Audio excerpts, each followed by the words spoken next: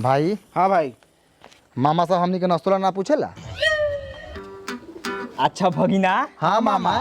तोहनी के अगर हमार बात समझिबा तो आज के बाद से कोनो झगड़े ना होई। हाँ। भले तोहनी से छोट बानी, आखिर बानी तोहनी के मामे नु। मामा।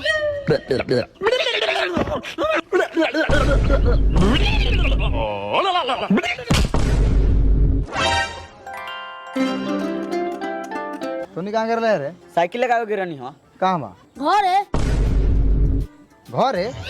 अबे तो साइकिल घरे लगा के टेम्पू पकड़ के आवत तनी।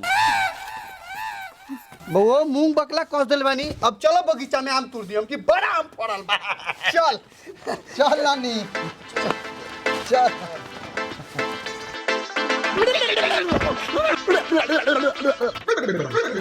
ई बुढ़िया तो सारा सामान के ढोआ ढोही लगा दिलवा भैया।